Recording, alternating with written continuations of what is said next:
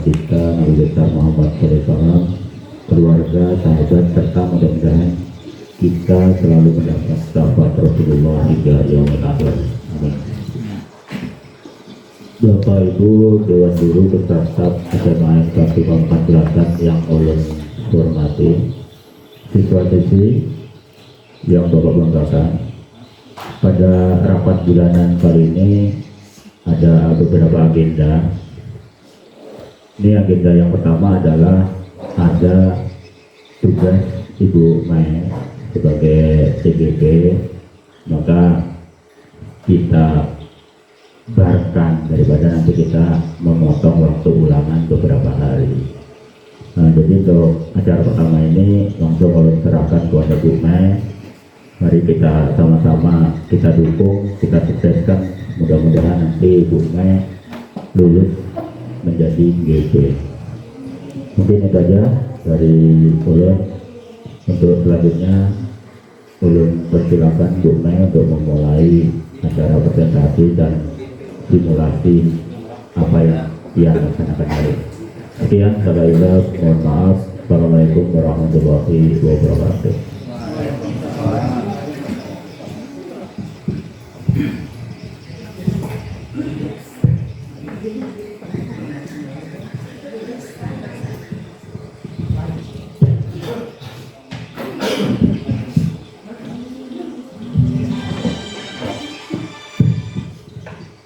Assalamualaikum warahmatullahi wabarakatuh.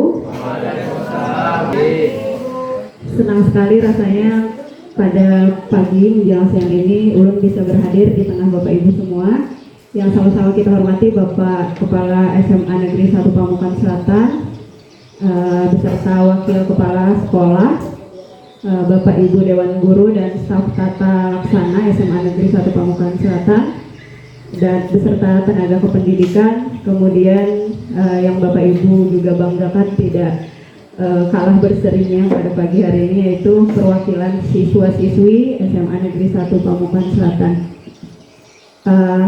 Puji syukur kita panjatkan kehadirat Allah Subhanahu wa Ta'ala, yang mana pada kesempatan kali ini kita bisa berkumpul di dalam ruangan yang Masya Allah enak sekali ya. Salawat dan salam tidak lupa selalu kita curahkan kepada junjungan kita Nabi besar Muhammad SAW, dan semoga kita umat yang mendapat pertolongan beliau di hari akhir nanti. Amin ya robbal alamin. Bapak Ibu, sebagaimana ya, undangan dari Bapak Kepala SMA Negeri 1 Pamungkas Selatan, bahwa hari ini saya di sini meminta waktu untuk mengadakan sesi diskusi aset, ya judulnya, diskusi dan identifikasi aset atau modal sekolah. Kenapa ini penting? Karena ketika kita mengenali modal dan kekuatan sekolah kita, maka kita akan lebih mudah untuk merancang aksi-aksi untuk mengembangkan program-program yang berdampak positif bagi sekolah kita, utamanya bagi siswa-siswi kita. Itu sebabnya kami juga mengundang beberapa perwakilan siswa-siswi di sini ya. Baik, adapun tujuan kegiatan kita hari ini, yang pertama, memahami pendekatan berbasis aset dan pendekatan berbasis masalah. Jadi nanti Bapak Ibu dan kita semua di sini, anak-anakku sekalian, bisa memahami dan melihat bagaimana itu pendekatan berbasis aset dan bagaimana itu pendekatan berbasis masalah. Kemudian yang kedua, mengenali 7 aset utama dalam pengembangan komunitas, dalam hal ini sekolah. Kemudian yang ketiga, nanti kita semua bisa mengidentifikasi aset atau kekuatan atau sumber daya sekolah kita ya secara kolaboratif. Jadi nanti mohon Bapak Ibu bersedia beserta anak-anakku juga untuk dapat berkolaborasi memetakan aset atau kekuatan sumber daya yang kita miliki bersama-sama. Oke Bapak Ibu, kita akan mulai dari melihat apa itu pendekatan berbasis aset atau asset based approach versus pendekatan berbasis masalah atau deficit based approach. seringkali ketika kita ada di suatu tempat, ya, kita akan mengobservasi tempat itu apa-apa saja. Seringkali kita akan lebih berfokus pada apa yang ada atau apa yang tidak ada. Coba lihat ketika kita melihat gambar ini, apa yang terpikir oleh Bapak Ibu? Saya punya pulpen, nanti bagi yang punya pendapat, nggak peduli benar atau salah, yang penting mengutarakan pendapatnya, dia berhak dapat satu pulpen ini. Ketika Bapak Ibu lihat gambar yang ada di tampilan itu, ya, di sana ada orang, ada 2 orang ceritanya, tapi dia punya point of view atau pandangan yang berbeda. Nah, siapa yang punya pendapat? Yang satu ngelihat apa, yang satunya ngelihat apa? Ibu Tuti mungkin punya pendapat. Melihat apa Ibu Tuti? Lihat sekop. Melihat Pak Agung sama Pak Daud. Yang satu melihat Pak Agung karena maksudnya Pak Agung tumpukan itu.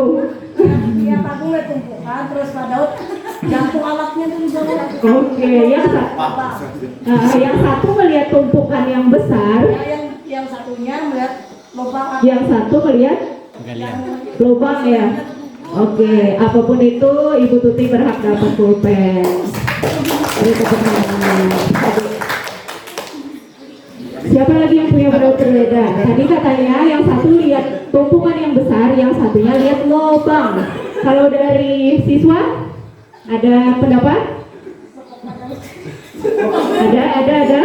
Ayo, siapa yang bersuara mendapatkan satu buah pulpen yang sangat eksklusif? Yang lain? Biasanya Pak Sule kan? Pak Sule. Wah, mereka tepuk tangan dong. Pak Sule dapat pulpen pink. Yang satu tuh skopnya di tumpukan tanah, yang satu skopnya di bawah lubang.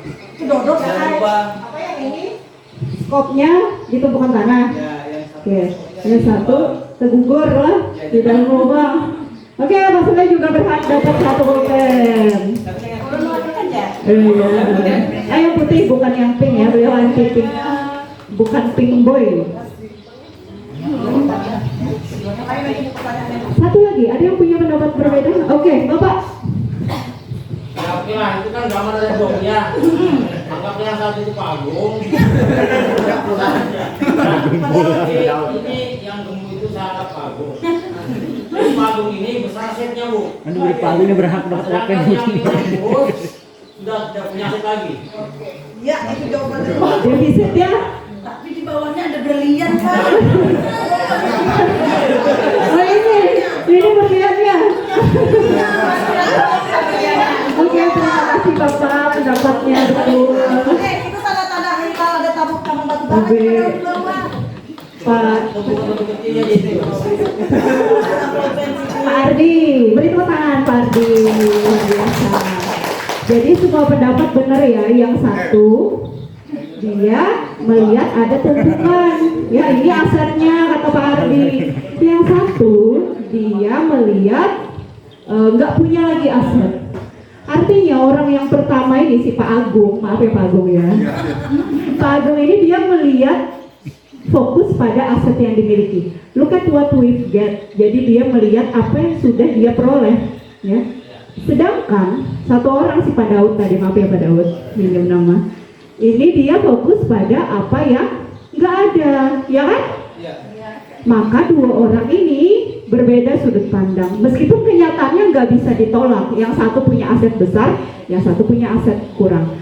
Nah, ada satu kondisi yang kita tidak bisa mengontrol, ya. Salah satunya tadi sesuatu yang ada di luar kita, ya kan? Apa yang kita miliki atau apa yang kita nggak miliki, kita nggak bisa kontrol. Tapi yang bisa kita kontrol adalah bagaimana kita memandang keduanya. Apakah kita hanya berfokus pada aset yang dimiliki, meskipun kecil ataupun besar, atau kita berfokus pada apa yang tidak ada, ya kan Bapak Ibu ya? Iya. Sering kayak gitu ya, saya juga.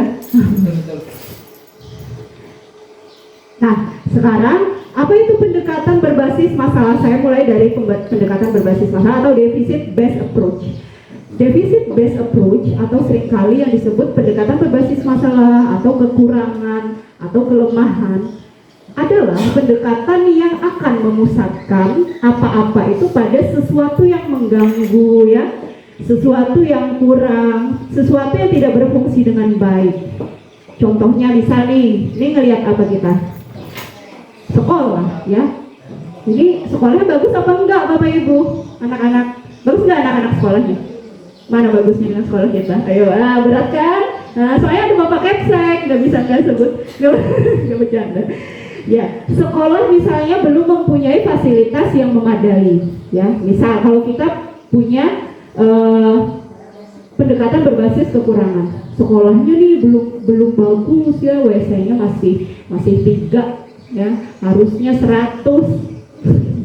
Ruang gurunya masih seperti itu, ininya seperti ini, masih kurang.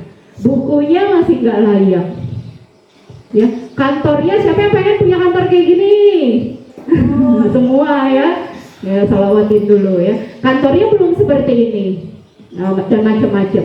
Jadi pendekatan ini adalah pendekatan yang hanya berfokus pada apa yang mengganggu.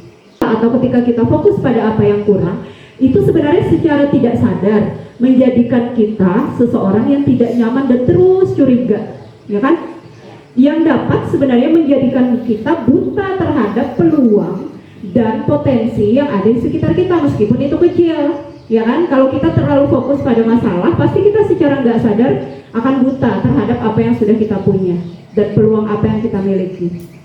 Sekarang kita lihat perbandingan yang kedua. Nah, siapa yang kenal ini? Pak Sule kenal nggak si beliau ini? Lupa sudah. Saya juga nggak kenal ya. Beliau ini adalah inspirator dari pendekatan berbasis aset atau asset based approach ini. Dr. Catherine Kramer, beliau punya institusi kalau nggak salah di Inggris, namanya Kramer Institution. Ini beliau psikolog ya. Nah, pendekatan yang diinspirasi oleh beliau ini merupakan pendekatan yang membantu kita menemukan hal-hal yang positif dalam kehidupan. Meskipun seburuk apapun ya, tetap cara pandangnya positif. Dengan cara apa ya? Ini dengan memusatkan kalau tadi pada apa yang mengganggu, sekarang pada apa yang sudah berjalan baik, ya kan? Yang menjadi inspirasi, yang menjadi kekuatan atau potensi yang positif. Karena mustahil dari 100 yang buruk tidak ada satupun yang baik, itu mustahil. Nah sekarang kita akan lebih memahami sudut pandang keduanya ini dalam komunitas atau sekolah seperti apa. Coba kita lihat tampilan video pendek berikut ini ya. Bapak Ibu sekalian, hari ini saya sengaja mengundang Bapak Ibu di sini karena ada hal yang harus kita bicarakan. Ingat, sebentar lagi kita akan melaksanakan acara besar sekolah. Tapi saya merasa pesimis kalau kita bisa melaksanakan acara besar. Bagaimana menurut Bapak dan Ibu sekalian? Kalau kita meminta bantuan dari wali murid, kayaknya agak susah Bu. Tahun kemarin mereka tidak mau untuk menyumbang uang. Iya sih. Tapi kalau acara perpisahan tidak dilaksanakan, orang tua murid akan menanyakan kepada saya. Kalau kita buat acara seadanya Bu, dengan barang-barang dan alat yang kita punya itu susah juga Bu.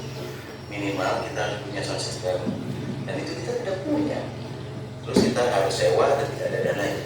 Belum lagi nanti sewa panggung dan dekorasi. Ya, kalau seperti itu kondisinya Bu, kita tidak usah mengadakan acara apa-apa. Ya memang sih, tapi sayang juga dengan dana yang sedikit, kita harus melaksanakan acara perpisahan. Ya Bu, kalau kita mengadakan acara perpisahan, berarti kita harus mengisi acara perpisahan tersebut dengan tari-tarian atau dengan yang lainnya. Dan kita juga harus melatih murid kita untuk tampil nanti di acara perpisahan. Kalau saya pribadi tidak sanggup Bu, waktunya terlalu mepet. Saya setuju. Acara itu kan membutuhkan dana dan waktu. Kemudian latihan berkali-kali. Oleh Jadi sekarang kondisinya waktu kita sangat mepet. Baiklah, kalau gitu kita putuskan tahun ini kita tidak mengadakan acara perpisahan sekolah, kecuali jika kita mendapatkan dana dari pusat atau ada dana bos yang bisa kita gunakan untuk acara perpisahan ini.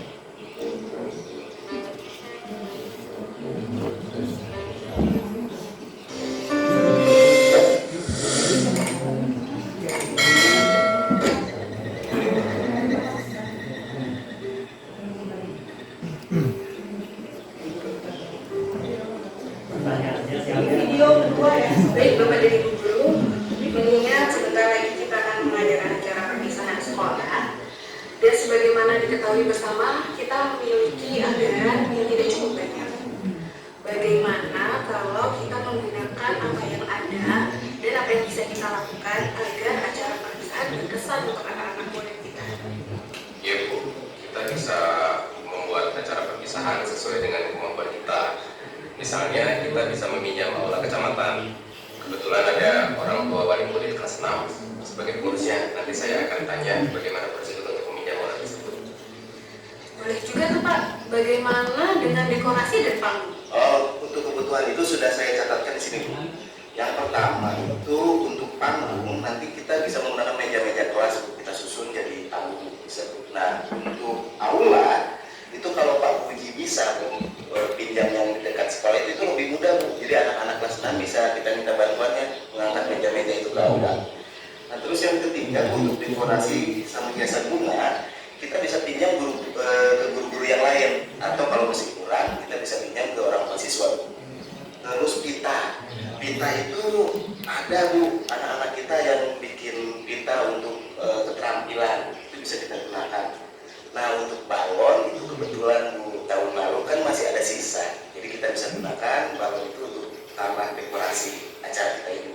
Saya juga punya ide Bu, untuk kostum, bagaimana kalau kita menggunakan seragam anak-anak yang ada. Kemudian hiasan bajunya kita bisa menggunakan kaligrafi untuk pemain-pemainnya, dan bisa kita susun juga pokoknya di situ. Untuk hiasan kepala kita juga bisa pakai daun, seadanya yang ada di kebun. Kemudian kalau masih kita repot sih kita menggunakan karton dan anak sendiri yang warnai. Untuk konsumsi, bagaimana kalau kita melibatkan orang tua murid untuk menyumbangkan kue-kue kering yang nanti disajikan untuk mereka juga? Bisa Bu, itu Bu, mereka boleh menyumbang sesuai kemampuan mereka tentunya. Oke, baiklah, saya sangat senang sekali. Oke, sebelum lanjut saya mau ada beberapa guru dan siswa, kali ini siswa harus menunjukkan suaranya untuk memberikan pemikirannya, insight-nya ketika menonton dua video tadi, apa yang tergambar dan terbayangkan di diri Bapak Ibu semua dan anak-anak. Oke, satu dulu, yang pertama siapa? Ada? Saya tunjuk nih. Ayo, siapa yang ini yang punya pemikiran terserah? Pak Mirwan mungkin ada? Oke, Pak Mirwan. Ada dulu. Hadiahnya ada tuang sama gelas. Berarti hadiahnya. Salam dong buat Pak Mirwan. Jawab. Ya, silakan. Apa yang Bapak pikirkan ketika menonton dua buah video pendek? Tadi itu pastinya memaksimalkan apa saja yang ada dimiliki di satu sekolah. Untuk video yang satu atau kedua yang memaksimalkan? Maksimal ke pertama. Oh. Kalau yang kedua? Kedua itu untuk semua karyanya ditumpahkan dalam acara tersebut, berpakaian dan dekorasi dan lainnya. Berarti ada lagi Pak? Ada lagi? Oh, dia dulu. Terima kasih Pak Irwan, tepuk tangan ya.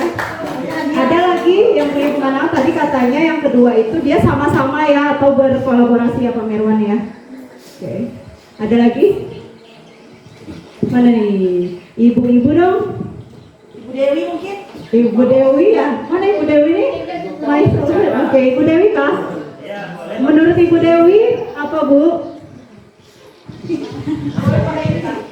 Menurut saya opak saya belum laku. Kalau yang video pertama?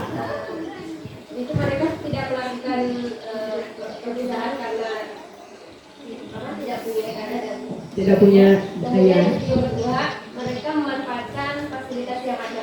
Oke. Jadi yang pertama mereka nggak jadi. Beri tepuk tangan.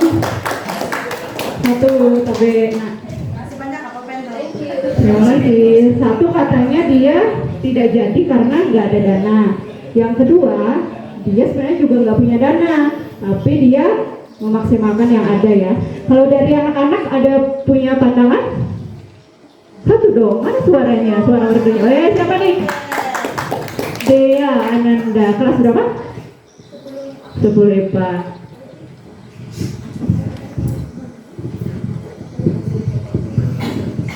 Kalau menurut saya di video pertama itu kayak mereka lebih berpikir pendek, tidak berpikir terlalu positif, padahal masih banyak barang-barang yang bisa digunakan.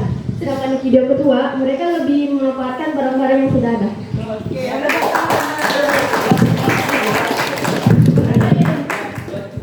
Mantap ya dari Dea ya. Yang kedua katanya memanfaatkan apa yang ada. Jadi sudah tergambar ya Bapak Ibu ya perbedaan antara deficit based approach atau pendekatan berbasis masalah dengan asset based approach atau pendekatan berbasis kekuatan. Nah, di sini ada tabel ya. Kolom pertama itu berbasis pada kekurangan. Cenderung mereka yang berbasis pada kekurangan biasanya fokus pada masalah dan isu. Kemudian berkutat pada masalah utama. Mengidentifikasi kebutuhan dan kekurangan, selalu bertanya apa yang kurang. Apa ya yang kurang gitu. Nggak 100% salah sih, ya kan? Tapi kalau kita terus-terusan gitu, energi kita jadi habis, ya nggak? Fokus mencari bantuan, ya. Kemudian merancang program untuk menyelesaikan masalah, mengatur kelompok yang dapat melaksanakan proyek. Jadi dia mengatur kelompok yang dapat melaksanakan proyek. Sedangkan orang-orang yang pemikirannya berbasis pada aset, yang pertama mereka adalah selalu fokus pada aset dan kekuatan yang dimiliki. Mereka membayangkan masa depan, ini yang paling penting. Berpikir tentang kesuksesan, ya. Kalau tadi mengidentifikasi, selalu bertanya apa yang kurang. Kalau yang aset berpikir tentang kesuksesan yang telah diraih, fokusnya pada apa yang telah diraih dan bagaimana kekuatan untuk mencapai kekurangan tersebut. Kemudian mengorganisasikan kompetensi dan sumber daya. Kalau tadi dia mencari bantuan, kalau yang aset dia mengorganisasi atau mengatur kompetensi dan sumber daya yang ada. Jadi diatur dulu, ya. Yang dipunyai apa, kompetensinya apa. Merancang sebuah rencana berdasarkan visi dan kekuatan. Kemudian melaksanakan rencana aksi yang sudah diprogramkan. Nah, apabila sebuah organisasi lebih banyak membangun sisi positif yang dimilikinya, maka kekuatan sumber daya manusia dalam organisasi tersebut dapat dipastikan akan meningkat, dan kemudian organisasi akan berkembang secara berkelanjutan. Dan ini yang ingin semua komunitas bangun ya, termasuk sekolah. Oke, mohon maaf agak kecil ya. Nah, sekarang apa karakternya sih suatu komunitas itu sehat dan resilient atau tangguh? Yang pertama, mereka mempraktikkan dialog berkelanjutan dan partisipasi anggota. Jadi nggak sendiri bekerjanya ya. Mereka mendorong perilaku yang menghargai kerjasama antar warga sekolah. Jadi nggak ada ketika sesuatu gagal, nggak ada gara-gara ikam bang gitu. Nggak ada gara-gara. Karena semuanya berdasarkan partisipasi anggota. Kalau sukses ya kesuksesan bersama, kalau gagal ya kegagalan bersama, nanti diperbaiki lagi. Nah, yang kedua, komunitas yang sehat dan tangguh, mereka adalah orang-orang atau komunitas yang selalu berusaha menumbuhkan komitmen terhadap tempat. Komitmen ya, yaitu tentang bagaimana memperkuat komitmen warga sekolah untuk saling bergotong royong ya demi kemajuan murid-muridnya. Ini dalam ranah komunitas sekolah. Yang ketiga, komunitas itu membangun koneksi dan kolaborasi. Tadi masih berkaitan dengan yang nomor 1 ya. Dia membangun koneksi dan kolaborasi ya. agar hubungan yang terjalin antara guru dengan guru, guru dengan siswa, guru dengan kepala sekolah, guru dengan staf, kepala sekolah dengan staf, murid dengan staf, ya, bahkan kepala sekolah dengan murid itu merupakan koneksi yang positif, ya. Kemudian ciri yang keempat, mereka adalah komunitas yang mengenal dirinya sendiri dan membangun aset yang ada. Mustahil membangun aset yang ada ketika kita tidak kenal apa yang kita miliki, ya kan? Yang kelima, karakternya adalah membentuk masa depan. Jadi perilaku yang memungkinkan visi komunitas bersama tentang masa depan, ya. Kalau dalam ranah sekolah, sekolah menciptakan visi sebagai perwakilan dari cita-cita yang ingin diwujudkan pada murid. Jadi fokusnya adalah pada murid. Yang keenam, bertindak dengan obsesi dan peluang. Daripada bertanya ada masalah apa sih, ya bagaimana ya menyelesaikannya. Kenapa kita nggak bertanya, mencoba sekali-sekali bertanya apa yang sudah baik, bagaimana meningkatkannya, gitu. Yang ketujuh, merangkul perubahan dan bertanggung jawab, ya. Jadi perilaku mereka adalah memperkuat kemampuan masyarakat, ya, untuk mengatasi perubahan dan pulih dari krisis, ya. Pola pikirnya fokus pada optimis, harapan, dan yakin kita pasti bisa. Optimis, harapan, yakin kita pasti bisa, ya, 3 kata kunci. Apa tadi? Optimis, berharap, ya, harapan, dan yakin kita bisa. Yang terakhir, menghasilkan kepemimpinan. Jadi komunitas yang sehat itu dia akan menghasilkan kepemimpinan yang berkelanjutan. Ketika kepemimpinan gurunya sudah bagus, kepemimpinan muridnya, ya. Sorry, tadi misalnya dari kepemimpinan pimpinan sekolah misalnya, beliau akan menularkan kepemimpinan tersebut pada guru, ya. Guru nanti akan menularkan kepemimpinan itu dengan muridnya. Tuh, ya.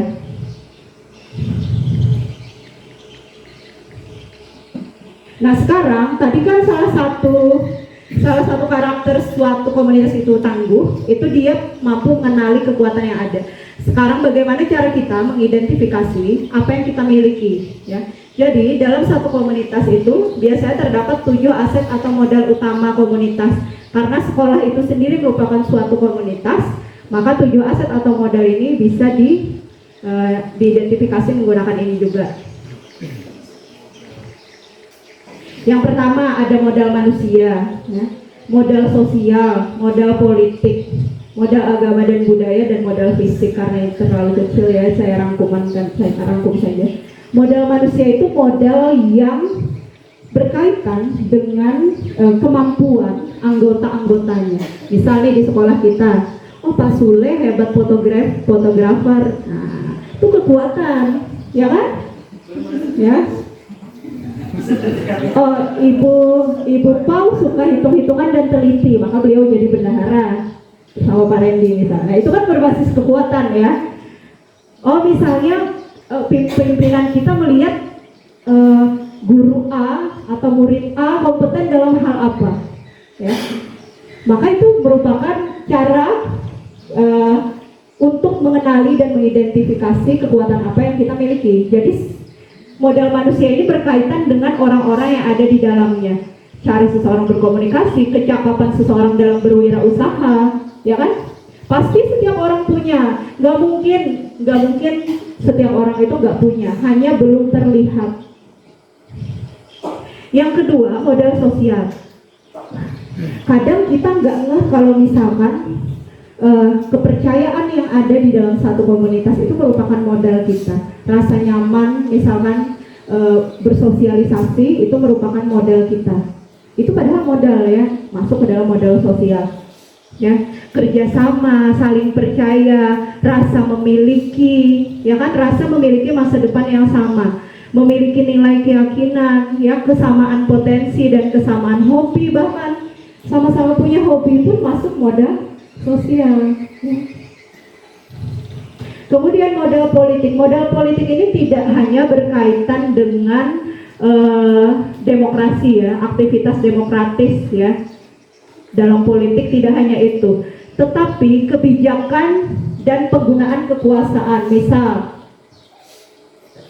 sebutlah misalnya pemimpin kita, kepala sekolah punya kebijakan-kebijakan yang mendukung program pengembangan sekolah ya. Beliau mendukung. Nah, itu modal politik. Ya. Kemudian para wakakurikulumnya misalnya punya kebijakan atau program, kan beliau punya kuasa ya kan, punya kuasa untuk membuat program-program. Ya. Beliau menggunakan kekuasaan dan kebijakannya untuk sesuatu yang positif, maka itu kita juga sedang mempunyai modal politik. Modal agama dan budaya misalnya di sekitar lingkungan sekolah atau bahkan di dalam sekolah misalnya dominan, kita kan masih dominasi agama muslim ya, dominasi muslim, itu juga kekuatan, ya kan? Dari segi kebudayaan misalnya apa? Misalnya di sini kan daerah trans, berarti kan dari segi kebudayaan kaya, ya kan? Itu juga termasuk. Modal fisik misalnya, modal fisik ini apa kira-kira Bapak Ibu? Yang berkaitan dengan yang sedang kita gunakan ya. Segala sesuatu yang sifatnya fisik, bangunan, ya kan? Kemudian infrastruktur, sarana prasarana, jaringan internet yang ada, itu kan modal juga. Yang keenam, modal lingkungan alam, ya. Bisa berupa potensi yang belum diolah, misalnya tanah, bumi, udara yang bersih, tanah, ya taman, danau, sungai, laut. Misalnya kita dekat laut, itu kan potensi sebenarnya. Ya, tanah untuk berkebun kita punya nih di daerah sini misalnya nih. Nah itu misalnya mau ditanam-tanamin, itu kan sebenarnya sedang menggunakan modal lingkungan atau alam yang tersedia, ya kan?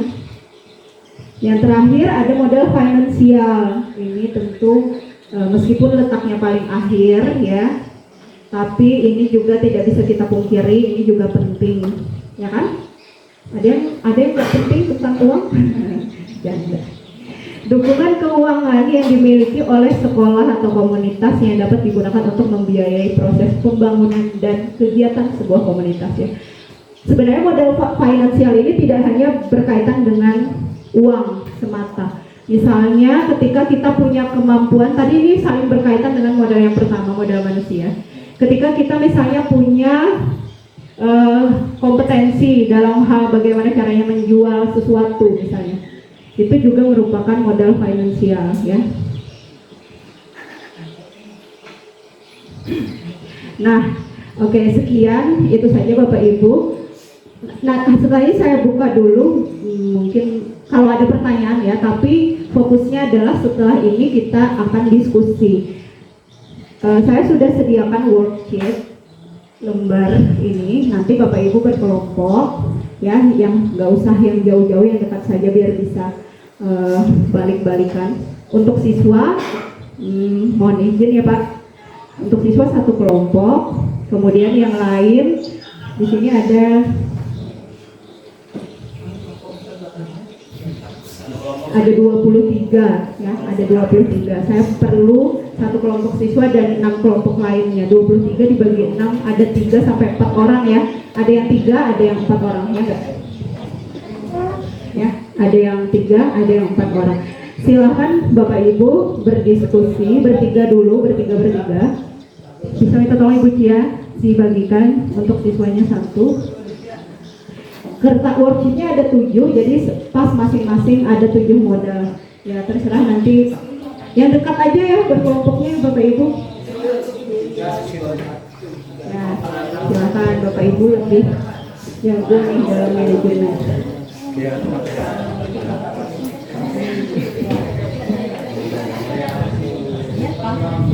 Nah sekarang kita punya 7 aset atau modal ya. Tenang, tidak semuanya mengidentifikasi semua ya. Satu kelompok hanya mengidentifikasi satu aset ya. Kita sepakat. Untuk siswa, karena kalian lebih mudah melihat bagaimana fisik sekolah, kalian akan membahas modal fisik ya. Kalian akan membahas modal fisik. Sisanya saya tawarkan, siapa yang membahas modal manusia, angkat tangan yang pegang kertas. Oke, Ibu Pau modal manusia. Tuh, Ibu Pau ya, modal manusia. Modal sosial, siapa modal sosial yang lebih dulu angkat tangan? Modal sosial? Fisik. Oke, Ibu Tuti fisik siswa. Ibu benar. Ya. Apa? Lingkungan alam. Oke, jangan sold out ya. Sold out lingkungan alam. Ya, sold out deh. Sold out lingkungan alam. Bisa dari Modal manusia sold out. Kemudian modal fisik. Agama Ibu Cia. Oke, agama Ibu Cia sold out agama. Modal politik siapa politik? Oke, Pak Ibrahim modal politik. Modal sosial sudah belum modal sosial? Lebih aja orangnya Pak. Ini apa? Modal apa? Sisanya. Oke, sisanya ya. Berarti itu modal finansial ya. Finansial. Kami agama, Bu. Ya, agama. Agama belum kan tadi agama.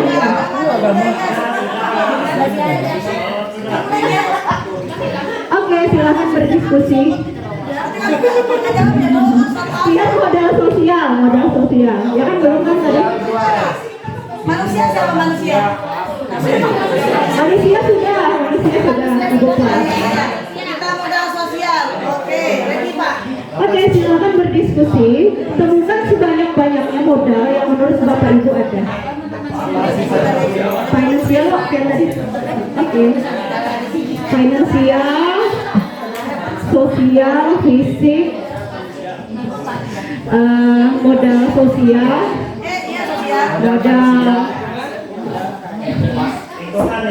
Oke, lingkungan tadi Pak Sule ya. Ibu Dewi tadi apa? Agama. Oke. Pak Ibrahim tadi demokrasi lagi. Tidak harus 5 poin, boleh kurang. Jangan 1 lah, masa cuma 1 ya. Ya, modal sosial itu berkaitan dengan hubungan-hubungan yang positif yang ada, misalnya sifat kerjasama. Bapak Ibu melihat sekolah kita, ingat fokusnya sekolah kita, bukan sekolah tetangga ya. Sekolah kita ya, boleh dipoto. Waktunya 10 menit cukup ya maksimal. Setelah itu nanti kita saling sharing. Belum video.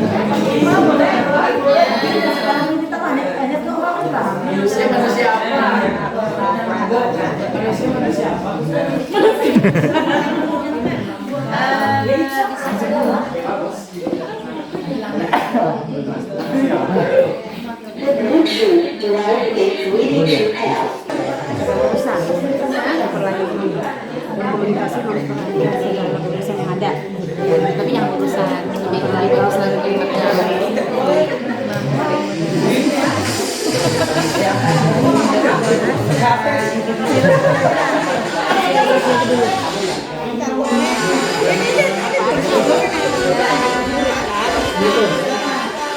dengan orang tua.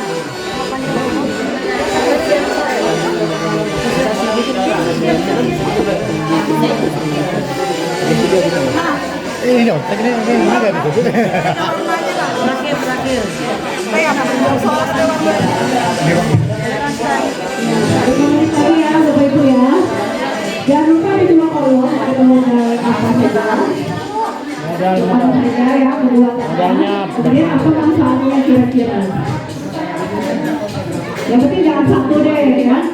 Boleh nawar dari apa tadi.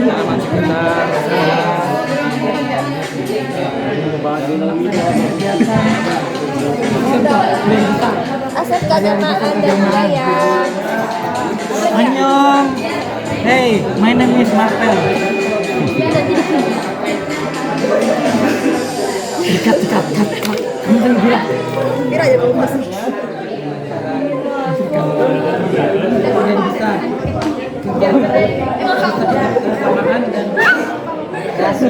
Bukan kurungkul. Lanjut.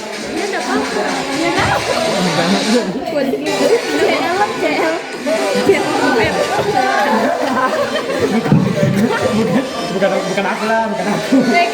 Tanggung jawab kan itu.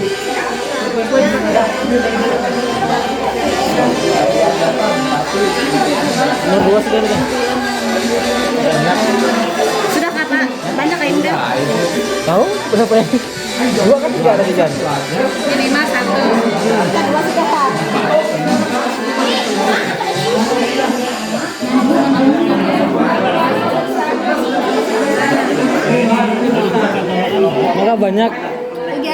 upacara bendera.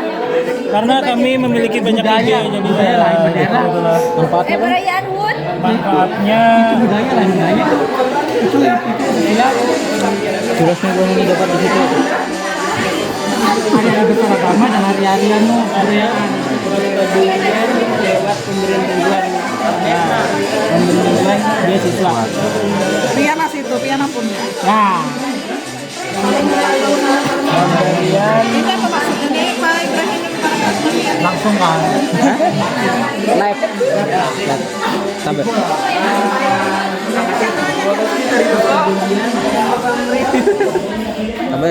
ikhlas sih teman-teman sempit kan dibeli apa Pak? Soliditas saja, kemudian kepedulian sesama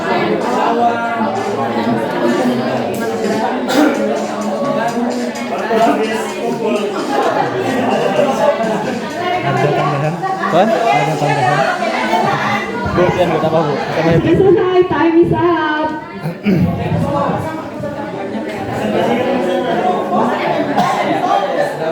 Oke, waktunya sudah selesai.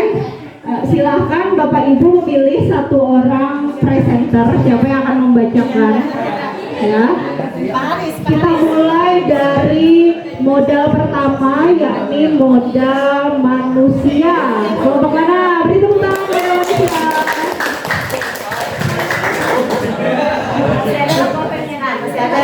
Masih ada pulpennya. Presenter terbaik yang paling heboh deh. Boleh salah lo. Boleh salah. Kelompok kami modal manusia yang pertama mampu berwirausaha, manfaatnya adalah menambah pendapatan atau penghasilan. Yang kedua menciptakan lapangan kerja. Kemudian modal manusia yang kedua adalah mampu berkomunikasi. Manfaatnya memperbanyak teman atau relasi. Yang kedua mempermudah atau memperlancar kegiatan. Dan yang ketiga, modal manusia yang ketiga adalah berpikir kreatif dan cerdas. Manfaatnya menemukan ide-ide baru yang bersifat kreatif dan inovasi baru, maksudnya begitu Bu. Oke, itu aja.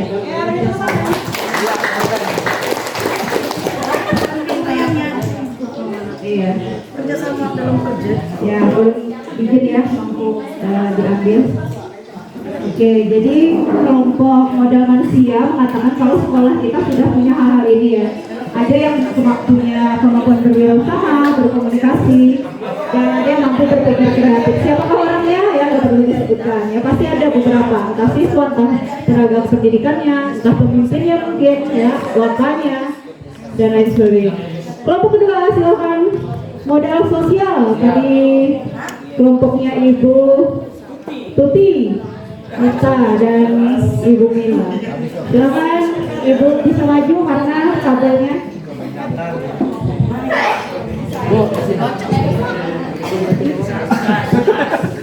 Al-Fatihah. Assalamualaikum warahmatullahi wabarakatuh.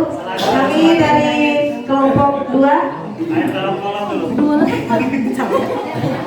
membahas tentang modal sosial. Di sini ada 5. Yang pertama kebersamaan, dan kedua solidaritas, yang ketiga kerjasama, keempat sosialisasi, dan yang terakhir toleransi.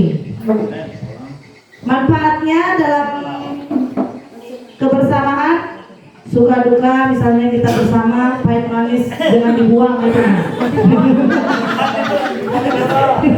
Kami ini singkat tapi padat biar meningkat waktu karena zuhur mendekati Bu. Solidaritas, saling membantu sama lain tanpa pamrih antara individu dan kelompok. Yang ketiganya kerjasama, suatu usaha bersama antara individu atau kelompok sosial untuk mencapai tujuan kebersamaan.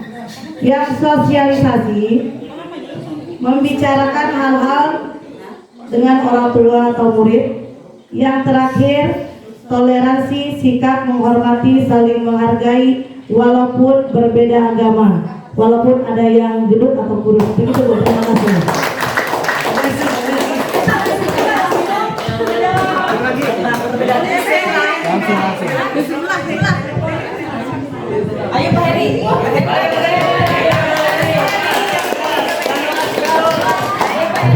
warahmatullahi wabarakatuh. Kelompok kami tentang modal politik. Modal politik yang pertama adalah bidang pendidikan. Manfaatnya adalah pemeran pemerintahan daerah yang mendukung tumbuh kembangnya pendidikan. Kemudian yang kedua, pemberi bantuan beasiswa. Untuk pemberi bantuan beasiswa, manfaatnya kepedulian anggota atau siswa lewat pemberian bantuan. Yang ketiga adalah kesehatan.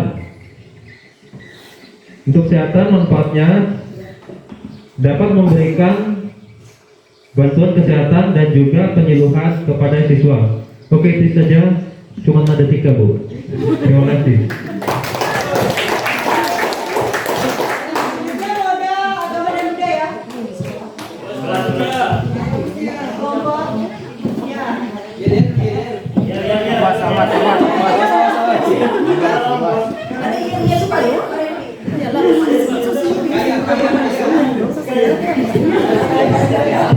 Assalamualaikum warahmatullahi wabarakatuh. Perkenalkan, nama saya Samsiar SPD.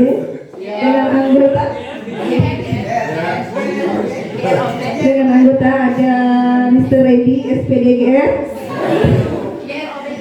OBGT, ada Pak Mirwan SPD dan Ibu Dewi SPDR. Ya, kami dari kelompok modal agama dan budaya. Modal agama dan budaya.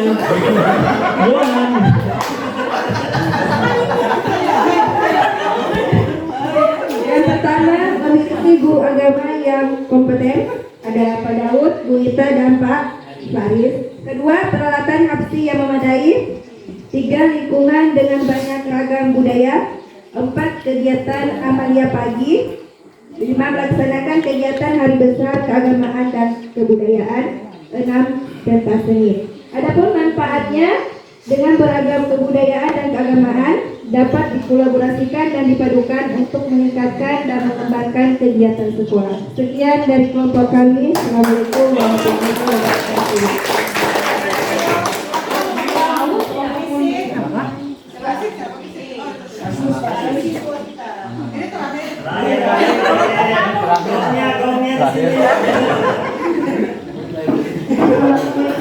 Assalamualaikum wabarakatuh.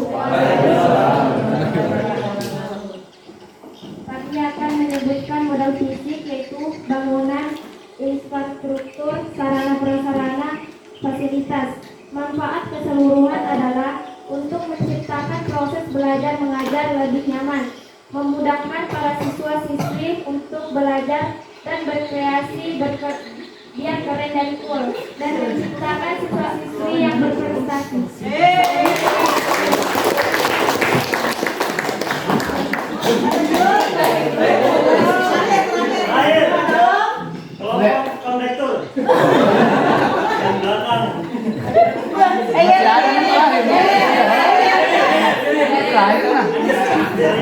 Baik, terima kasih. Assalamualaikum warahmatullahi wabarakatuh. Perkenalkan, dan kami dari kelompok kondektur ada tersendiri Pak Sule, Pak Hamna, Pak Ardi, dan Bu Iwar. Di sini kami akan membacakan untuk modal lingkungan alam. Jadi yang pertama itu adalah lahan kosong. Manfaatnya bisa dikelola untuk perkebunan sekolah dan lapangan olahraga. Untuk yang kedua, letak geografis di pinggir laut dan pantai, itu modal lingkungan. Terus untuk manfaatnya, hasil laut yang bisa dikelola menjadi bahan atau produk seperti kerupuk, rontok, petis, dan lain-lain. Dan yang terakhir, yang ketiga, ada banyaknya tanaman sekitar, itu bisa kami jadikan bahan praktek atau proyek pembelajaran dan obat-obatan. Terima kasih. Assalamualaikum warahmatullahi wabarakatuh.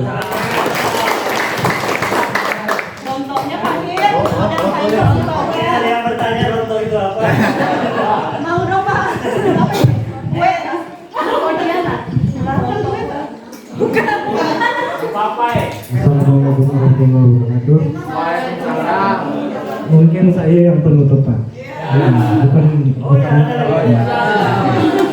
Yang yang ketujuh yaitu tentang modal finansial.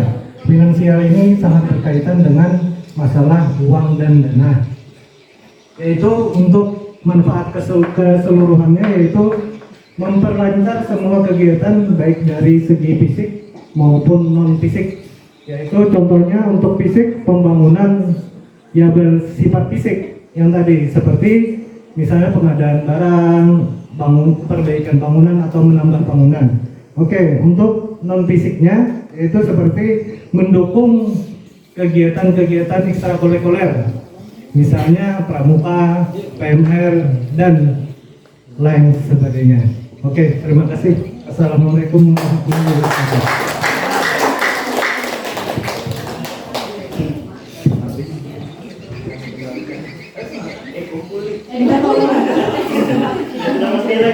Ada pulpennya tadi dulu. Ya, terima kasih Bapak Ibu dan anak-anakku sekalian. Ya, luar biasa sekali hasil diskusinya. Jadi sekarang kita sudah melihat ya bahwa ternyata kita tidak bisa membilang kita tidak punya apa-apa ya, karena ternyata ketika kita melihat dengan lebih jeli lagi, kita punya sesuatu. Sekarang tugas kita adalah bagaimana untuk menggunakan itu, memaksimalkan itu apa yang sudah kita punya agar itu dapat mendukung program-program sekolah yang berpihak pada murid. Intinya itu ya, berpihak pada murid. Baik, luar biasa sekali karena tersisa 20 pen. Saya bingung gimana kita pilih presenter terbaik melalui tepuk tangan paling meriah ya. Nanti kita pilih ya dari tujuh ya. Paling nyaring Bapak Kepala Sekolah adalah penentu ya. Siapakah yang paling heboh ya presenternya? Presenter pertama adalah modal manusia. Beri tepuk tangan. Ya, 35 ya.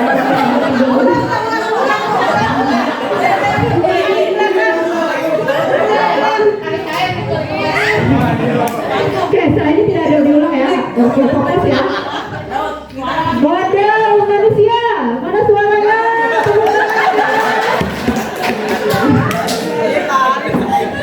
Modal sosial. Modal politik. Modal agama dan budaya. Modal fisik.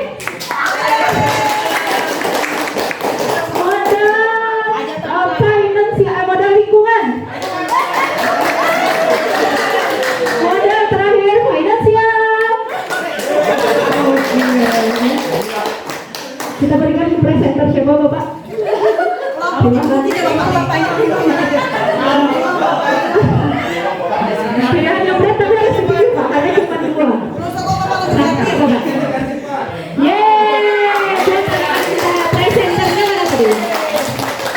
The last one is siapa? Sosial. Presenternya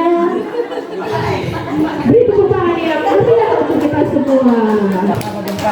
Terima kasih Bapak Ibu. Terakhir dari saya sebuah quote dari Bapak Kiai Haji Abdurrahman ya. Menyesali nasib tidak akan mengubah keadaan, terus berkarya dan bekerjalah yang akan membuat kita berharga.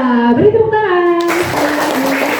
Saya mohon maaf atas kesalahan, kehilapan dan mungkin hal-hal yang tidak berkenan selama sesi. Terima kasih Bapak Ibu, semangatnya luar biasa. Terima kasih para siswa. Terima kasih Bapak Pak Yoto. Akhir kata, wassalamualaikum warahmatullahi wabarakatuh.